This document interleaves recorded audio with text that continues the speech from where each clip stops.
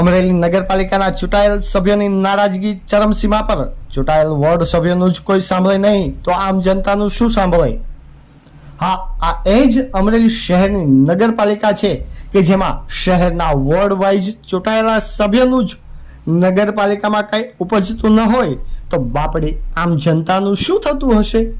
વાત કરવી છે સ્વચ્છતાના બણગા ફૂંકતી અમરેલી નગરપાલિકાની તો અમરેલી શહેરના અનેક વોર્ડ વિસ્તારમાં ગંદકીએ માજા મૂકી છે।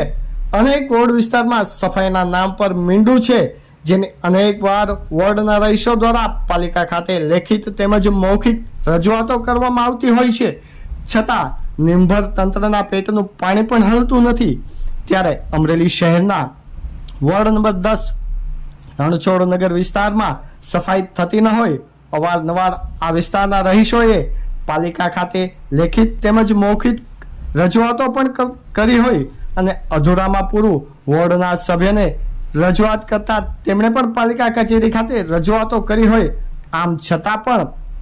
આ વિસ્તારમાં સફાઈ કામ થતું ન હોય, જેથી આ વિસ્તારના રહીશોમાં નારાજગી જોવા મળી હતી અને આ વિસ્તારમાં જ રહેતા અને બીજા વોર્ડના ચૂંટાયેલ નગરપાલિકા સભ્ય કાળુભાઈ પાનસોડિયાને રજૂઆત કરતા તે રાત્રે આ વિસ્તારની મુલાકાતે આવતા આ વિસ્તારમાં ગાયોનું ગોબર ઠેક ઠેકાણે સ્વાગત કરતું હોય તેવા દ્રશ્યો જોવા મળ્યા હતા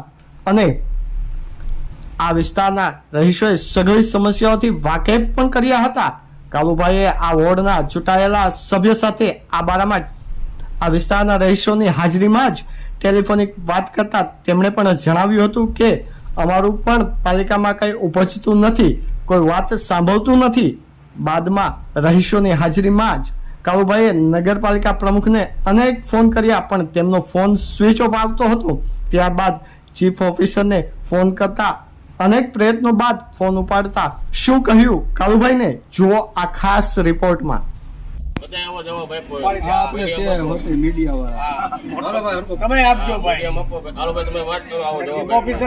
ચીફ ઓફિસરે આવી રીતે વાત કરી કે ભાઈ તમે ક્યાં બેઠા છો હું જોઈ લઉં છું અને તમે રાતે મને ફોન ન કરી શકો। આ ચીફ ઓફિસરની જવાબદારી છે,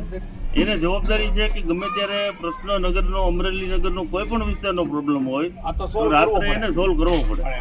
અને તમારા કોન્ટ્રાક્ટરો અને તમારા સુપરવાઇઝરો ગમે એવા જવાબ દે અમને અને ગમે એવા જવાબ દીધા પછી આપણે ચીફ ઓફિસરને કહી અથવા પ્રમુખને કહી તો પ્રમુખે સ્વિચ ઓફ કરી દીધો હતો મોબાઈલ। ચીફ ઓફિસરની 10-12 રિંગ કરી તો ચીફ ઓફિસરે ફોન ન ઉપાડ્યો રાત્રે, તો નગરપાલિકાના સભ્યો જાય ક્યાં? અને 44 સભ્યો છે। હું એક વિસ્તારની વાત મારા વિસ્તારની વાત નથી કરતો, પણ ગમે સભ્યની રાતના ફરિયાદ હોય તો સોલ્વ કરવી પડે અને નગર સેવકની ફરજ છે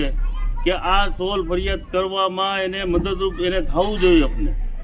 અને જે તે કોન્ટ્રાક્ટર અને જે તે અધિકારીને એને સૂચના દેવી જોઈએ કે ભાઈ આજે રાતે ન થાય તો કાલ સવારમાં પણ આ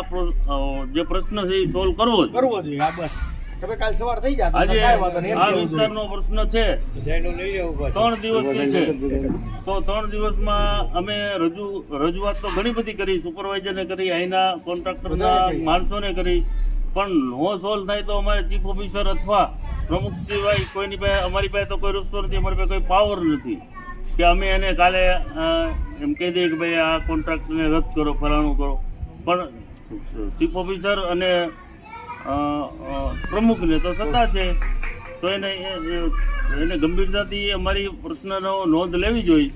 અને અત્યારે ચીફ ઓફિસર હાલ ચાર્જમાં છે અને જે જિલ્લા પુરવઠા અધિકારી છે તો એને પોતાને આપણે એને રિસ્પેક્ટ કરી છે